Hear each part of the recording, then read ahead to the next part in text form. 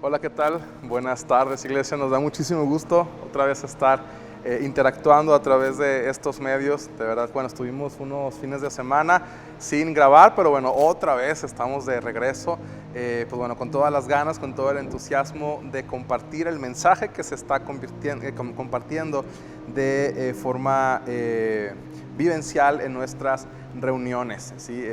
Insisto, las reuniones son los domingos a las 10 de la mañana y 12:30 de mediodía. Y estamos, insisto, contentos en ello. Pero antes de comenzar el mensaje, sí me gustaría que oráramos. Sé que Dios nos va a hablar, sé que Dios va a interactuar con nosotros a través de su palabra.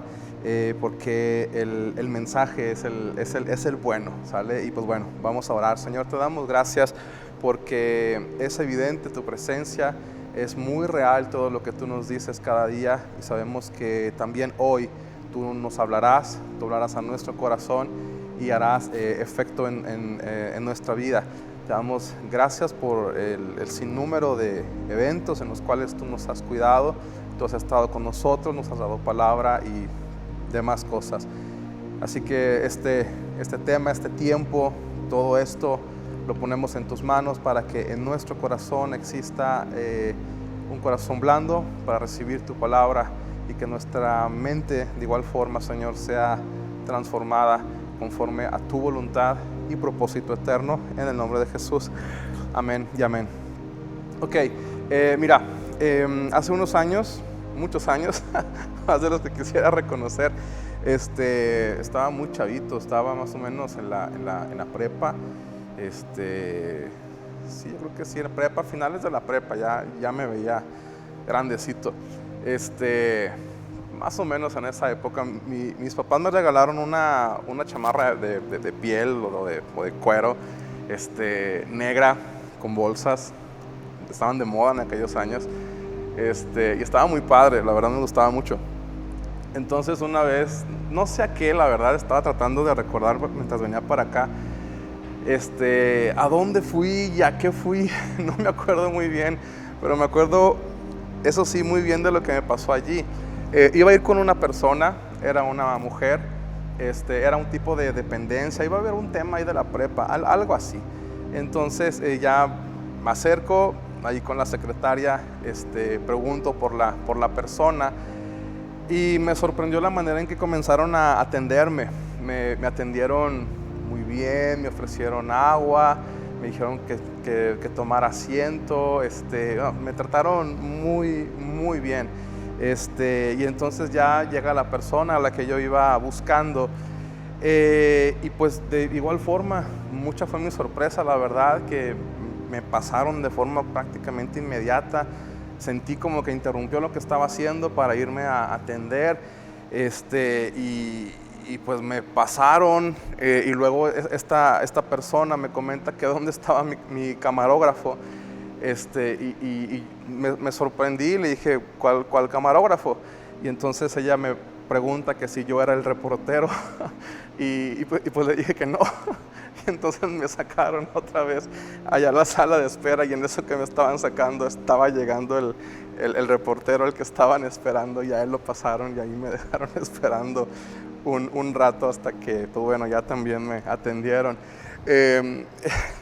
Y pues con este tipo de experiencias y este tipo de anécdotas, pues nos podemos dar cuenta de que muchas veces juzgamos a la gente, no sé, por cómo se ve, porque esa vez le metí ganas, sí le metí, porque me llevé mi chamarra, la que les mencionaba, traté de irme muy presentable, y pues bueno, creo que funcionó a medias, y pues creo yo que es parte de nuestra naturaleza, tal vez, el que actuemos de esa forma, en que planteemos estereotipos o fijemos estereotipos y tratemos a las personas como se ven, o nosotros tratemos de encajar en un estereotipo y por eso pues nos vestimos de cierta forma, hablamos de cierta manera, escuchamos, no sé, comemos incluso de cierta manera para poder encajar en estereotipos. Y en la Biblia vemos algunos ejemplos de cómo algunos personajes importantes de la Biblia fueron de igual forma prejuzgados o encajados en estereotipos y pues hicieron comentarios en relación a ellos. Y uno de estos personajes es Juan el Bautista. Cuando la Biblia nos dice o nos describe cómo él se vestía y qué es lo que él comía, es porque era algo fuera de lo normal, era algo fuera de lo común. Y la Biblia, ahí en Mateo, en el capítulo 3, nos dice pues que se vestía con piel de camello, era una piel tosca, que comía miel silvestre, langostas y bueno, una buena serie de cosas que llamaban la atención de la gente, y por eso es que viene escrito acá. Y ahí mismo más adelante Jesús, refiriéndose a Juan, les pregunta a la gente o a los fariseos: oigan, ¿ustedes esperaban que él viniera vistiendo ropa elegante o ropa costosa? Y pues Cristo él mismo les responde: por supuesto que no. Él no iba a venir vestido así, porque la gente que viste ropa costosa vive en palacios. Y bueno, ahí comienza a darles respuesta de esto. Y es que cuando Juan Bautista comenzaba a predicar de Jesucristo, tal vez la gente esperaba que él fuera vestido de otra manera, tal vez esperaba que su estilo de vida fuera diferente a aquel que fuera a llevar el mensaje de Dios. Y entonces como que no encajaba muy bien en lo que la sociedad esperaba que fuera el mensajero previo al Mesías. Y entonces Jesús, de una forma muy intensa, muy maravillosa, les dice: ¿saben qué? Así como es Él, de todos los nacidos de mujer, ahí específicamente en Mateo 11:11, y le doy lectura tal cual, dice: les digo la verdad, de todos los que han vivido, nadie es superior a Juan Bautista. Nadie, de todos los que han vivido, de todos los que han nacido de mujer, no ha habido nadie mayor que él por la propia boca de Jesucristo. Más adelante ahí mismo dice: sin embargo, hasta la persona más insignificante en el reino del cielo es superior a él, a Juan Bautista. Entonces vemos que pues para Dios no es muy relevante la forma o la apariencia de las personas. Sabemos que Dios ve el corazón, sabemos que Dios ve el interior, pero muchas veces para nosotros toma muchísima relevancia la apariencia de las personas, toma mucho significado la manera en que se visten. Pero sabes que tú y yo como iglesia y como representantes de Dios aquí en la tierra, tenemos una tarea muy importante, muy grande, de precisamente reflejar a Cristo aquí en la tierra. Y honestamente dejar a un lado los estereotipos, dejar a un lado la manera en la que podemos prejuzgar a la gente por el solo hecho de su apariencia. No sé, me puse a pensarlo otra vez: ¿qué yo haría si de repente viera que entraran a la congregación un domingo de reunión, no sé, híjole, pues que entraran 3 personas, 3 hombres pertenecientes a la Mara Salvatrucha, una banda muy importante, muy violenta, si no tengo mal el dato, ahí en El Salvador, cuya apariencia pues es muy tosca, están todos rapados, son tatuados, es muy visible pues su estilo de vida. ¿Qué haríamos si entraran de 3 personas con estas características? No sé si inmediatamente marcaríamos a la policía o estaríamos ahí listos ya para marcar, no les quitaríamos la mirada de encima para ver qué onda, qué es lo que van a hacer, o entenderíamos que tal vez ellos entraron porque tuvieron un llamado de parte de Dios. Y bueno, sé que puede ser algo medio controversial el tema, pero ¿qué haríamos nosotros cuando vemos, o qué hacemos cuando vemos a personas que no encajan en nuestros estereotipos de personas que son llamados por Dios? Muchas veces, la mayoría de las ocasiones, las personas que son llamadas por Dios evidentemente no encajan en una obra culminada, en una obra terminada. Y entonces muchas veces, lamentablemente, hay personas que no se han acercado al Evangelio, que no se han acercado a Cristo, muchas veces por responsabilidad nuestra. Bueno, vámonos ahí a otro versículo, otro pasaje, y vamos a hablar un poquito ahí de la historia de Jacob y Esaú, estos dos hermanos, estos dos mellizos que sabemos más o menos la historia, que el hermano mayor tenía el derecho de recibir una bendición especial por parte de su padre, y pues bueno, sabemos que Jacob, su hermano, medio lo engaña y le vende la primogenitura por un plato muy sencillo, un plato de lentejas. Y entonces Jacob tiene en ese momento ya la facultad de poderse acercar a su papá y de pedir esa bendición. Y al momento en el que se acerca a su papá, su papá le pregunta: ¿quién eres? Y él dice: yo soy Esaú, haciéndose pasar por su hermano. Incluso la Biblia dice que él se pone pieles porque Esaú era velludo, y él se viste de esta manera porque su papá estaba perdiendo la vista. Y entonces, en pocas palabras, lo engaña. Pero aquí lo que llama la atención, o a lo que vamos a poner atención, mejor dicho, es cuando su papá le pregunta: ¿quién eres? Y Jacob le responde: yo soy Esaú. Pero más adelante, cuando ya después de que Jacob recibe la bendición de su papá, Jacob se da cuenta que realmente no tiene la bendición de su padre, no la tuvo. Fue de palabra solamente, pero no iba directamente la bendición de parte de Dios hacia él, sino solamente por parte de su papá. ¿Qué es lo que sucedió después de que ya Jacob se casó, tuvo hijos y pasó un buen tiempo?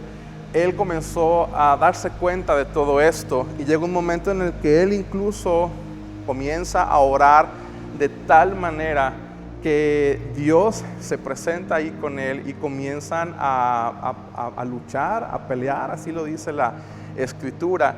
Y Jacob le dice: sabes que no te voy a soltar hasta que me bendigas.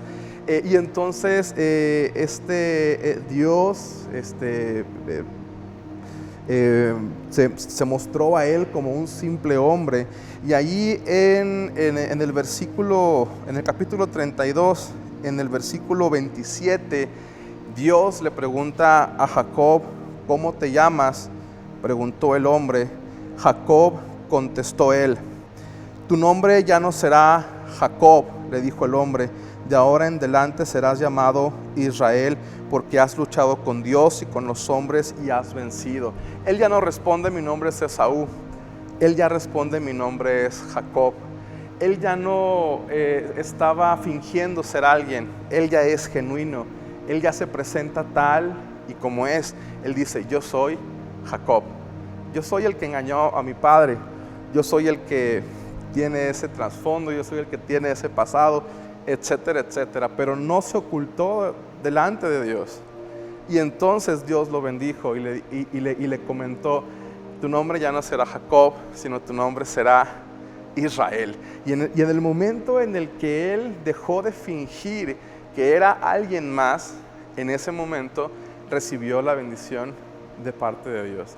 Con esto entendemos de que no hay otra manera de podernos acercar a Dios sino siendo genuinos, siendo nosotros mismos, siendo tal y como somos. Por mucho tiempo, por el lugar donde conocí de Cristo y todo ello, te comento mi experiencia personal. Yo trataba de ser una persona tal vez que yo no era, porque hacía, imitaba personas que se vistieran, no sé, de cierta manera, con corbatita, saco y todo ese asunto. Y con el tiempo me di cuenta de que pues realmente no era no era la forma en la cual podemos acercarnos a Dios de una manera más eficiente, sino que esa forma eficiente de acercarnos a Dios simplemente es siendo como nosotros somos, a fin de cuentas. Y esta historia pues es, creo yo, lo que nos enseña. Ahora, cuando nos acercamos a Dios, Él nos recibe así, tal y como somos. Hay una historia de un hombre también ahí en la Biblia que se llama Pedro. Creo que todo el mundo podemos tener algo de referencia de la vida de Pedro. Pedro fue un gran hombre, ¿sí? Y tal vez decimos Pedro y nos imaginamos un montón de cosas positivas de Pedro, pero también tiene unas primeras etapas un poco complejas. Pedro, en una primera experiencia o en sus primeras experiencias con Cristo, llega un momento, por ejemplo, allí en Mateo 16, donde Cristo le dice, apártate de mí, Satanás, porque me eres estorbo. Y es que Cristo estaba diciéndoles que iba a pasar por pruebas, por dificultades, que iba a morir y todo ello, y Pedro dijo, no, tú no vas a morir, y comenzó a hablarle diciéndole, no, Señor, tú no tienes por qué pasar por este sufrimiento. Y Jesús le dice, apártate de mí, Satanás. Algunos de nosotros, tal vez en la plataforma de Pedro, como uno de los discípulos de Jesús, tal vez hubiéramos descalificado a Pedro, porque el mismo Cristo le dijo, lo que estás diciendo es totalmente fuera de lugar, estás pensando de una forma muy humana, tus pensamientos, tus palabras no están conectados con el corazón de Dios. Y tal vez tú y yo de seguro hubiera pensado de él que era un hereje, en pocas palabras, que estaba lejos de Dios, que no era digno de estar cerca del Maestro, que no estaba su corazón conectado con Él. ¿Cómo se atrevía a decir esas cosas que iban en contra de la voluntad? No sé, hubiéramos pensado un montón de cosas si hubiera redes y el buen Pedro lo hubiera publicado, a lo mejor lo hubiéramos hecho pedazos, porque Cristo mismo le respondió y le dijo, eres un diablo, y entonces nosotros tal vez nos hubiéramos agarrado de ahí, le hubiéramos dado más duro, como lo hacemos con personas que tal vez hacen algún comentario ahí en redes y tal vez no es muy atinado lo que dicen, y le damos con todo.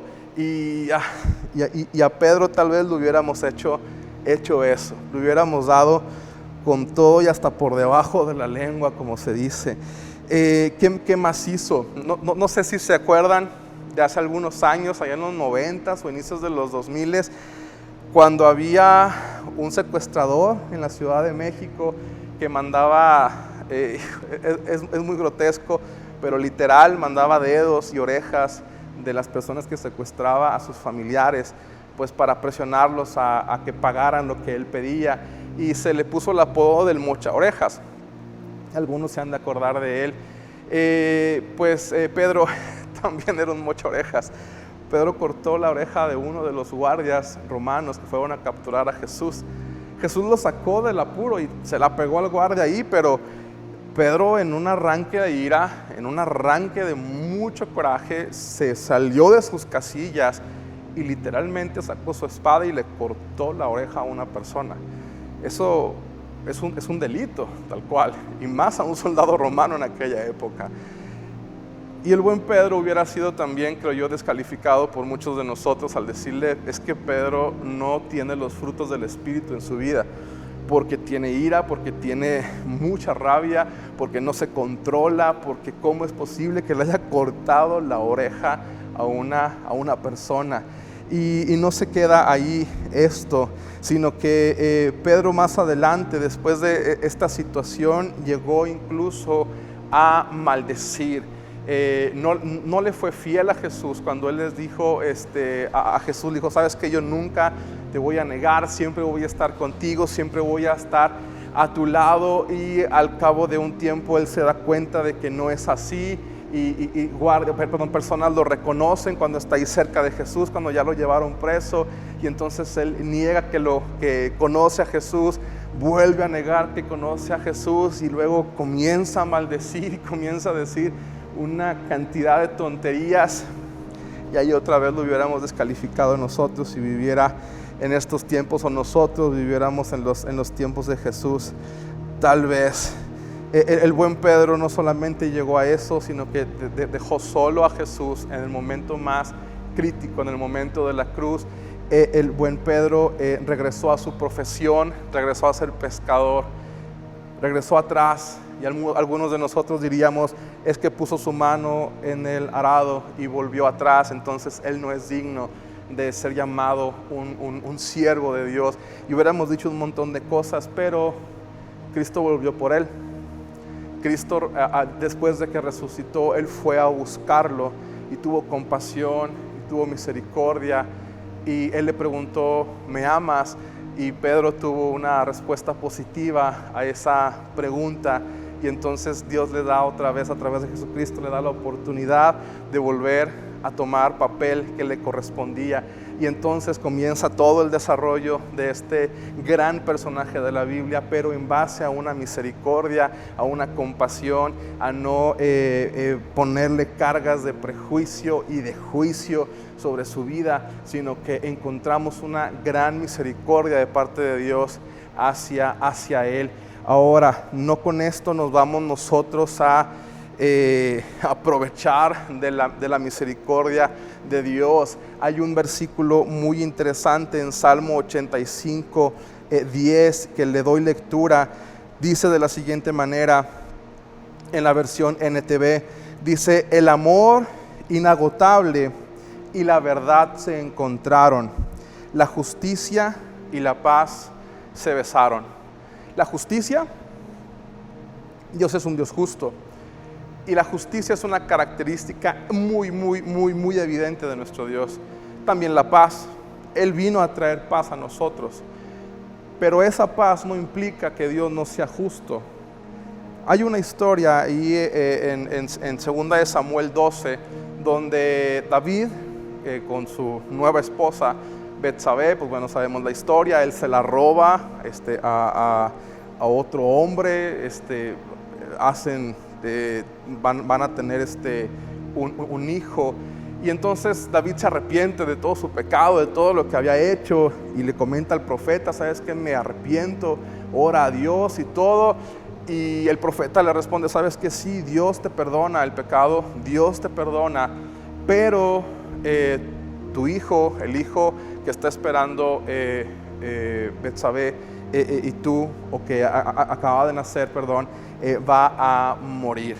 Y si continuamos leyendo ahí esa historia, nos damos cuenta de que ciertamente muere ese primer hijo, y después tienen a Salomón.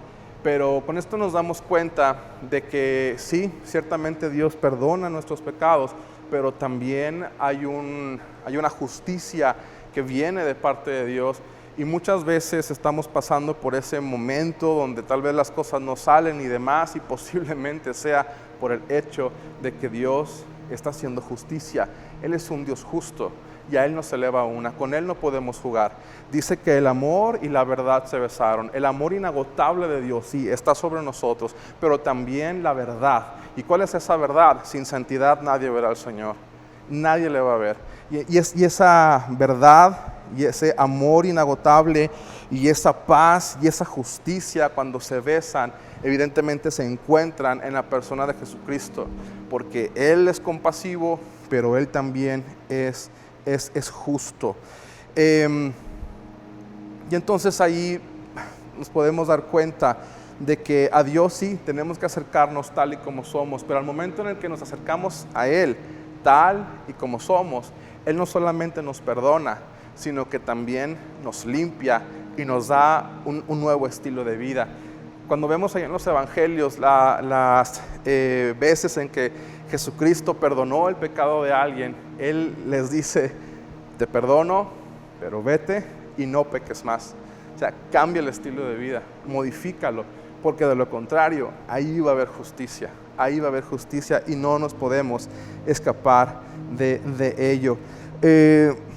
Y ya por último, ahí en Juan 1, 35, 37, vemos ahí otra vez la historia de Juan Bautista, cuando él habla a dos de sus discípulos, y le damos lectura. Si gustas ahí en tu lugar, Juan 1:35, dice Juan, refiriéndose a Juan Bautista, dice: Juan habló, pero los discípulos siguieron a Jesús. En el 35, perdón, se dice: al día siguiente, Juan estaba otra vez allí con 2 de sus discípulos. Al pasar Jesús, Juan lo miró y declaró: miren, ahí está el Cordero de Dios. Cuando los 2 discípulos de Juan lo oyeron, siguieron a Jesús. ¿Qué pasa cuando la gente nos escucha a nosotros hablar? Aquí los discípulos de Juan Bautista comenzaron a seguir a Jesús cuando escucharon la forma de hablar, la manera de hablar, lo que dijo Juan, provocó que sus 2 discípulos comenzaran a seguir a Jesús. Y tú y yo tenemos la muy grande misión que lo que hablemos, cómo nos portemos, lo que hagamos, provoque que la gente mire a Jesús, que la gente voltee a ver a Jesús. Decimos, o la Biblia lo cita, pero muchas veces nos respaldamos en ello, de que Jesucristo nos sacó del lodo cenagoso y todo ello, y es muy cierto. Pero siendo tú y yo los brazos y las piernas de Jesucristo y el cuerpo de Jesucristo, somos capaces de meternos nosotros al lodo cenagoso para sacar a alguien más. Somos capaces de ensuciarnos, somos capaces de salir de nuestra zona de comodidad, somos capaces de hacer algo más allá de lo que tenemos como normal, que podemos hacer como creyentes, o realmente estamos ensuciándonos para que otros sean sacados del lodo del que nos sacó Jesucristo. Tenemos que hablar, tenemos que actuar, tenemos que hacer algo para que más personas conozcan al Señor. Y no es, créanme, no es juzgando a las personas por todos estos estereotipos, ni es nosotros tratando de encajar en un estereotipo. No es de esa manera. Qué increíble es cuando de todo tipo de personas, con todas las condiciones económicas, culturales, educativas, financieras, etcétera, etcétera, se acercan al Señor. Y el Señor nos dice: es su voluntad que todos procedan al arrepentimiento. Y todos es todos. No importa si son personas que posiblemente me caen bien o me caen mal, no importa nada, no importa si no encajan en nada con nosotros. Dios nos llama a morir a nosotros mismos y a compartir un evangelio de esta manera. Así que somos llamados tú y yo a eso. Así que, ¿por qué no lo ponemos en práctica? ¿Por qué no oramos en este momento para que Él ponga en nosotros un querer como un hacer para esta gran labor a la cual tú y yo somos llamados? Acompáñame a orar ahí en tu lugar. Señor Jesús, qué labor tan grande a la que tú nos has llamado. Es una labor a la cual nosotros no tenemos las cualidades, no tenemos muchas cosas para poderlo desarrollar de una manera efectiva, pero recurrimos a ti, de verdad, para que pongas en nosotros todo lo necesario y para que quites de nosotros todo lo necesario para que podamos compartirte de una manera eficaz, de una manera mejor. Ayúdanos a predicarle a todo el mundo con nuestras palabras y con nuestras acciones. Ayúdanos a predicar sin palabras incluso, Señor, mostrando tu misericordia, mostrando tu amor, mostrando integridad, mostrando justicia. Ayúdanos a ser y a parecernos más a ti cada día, Padre. Pon en nosotros, en el corazón de la iglesia, un corazón de evangelista, un corazón que se preocupa y se ocupa para que más y más y más personas te conozcan. Tú fuiste capaz de dejar hablas de dejar a las 99 e ir por la que se perdió. Pon en nosotros ese sentir, Señor, de salir de una zona cómoda e ir por aquellos que todavía no te conocen. Ayúdanos a lograrlo, Padre. Ayúdanos a hacerlo. Ayúdanos a ponerlo en práctica cada día de nuestra vida. Hoy te damos gracias. Hoy te damos honor a ti.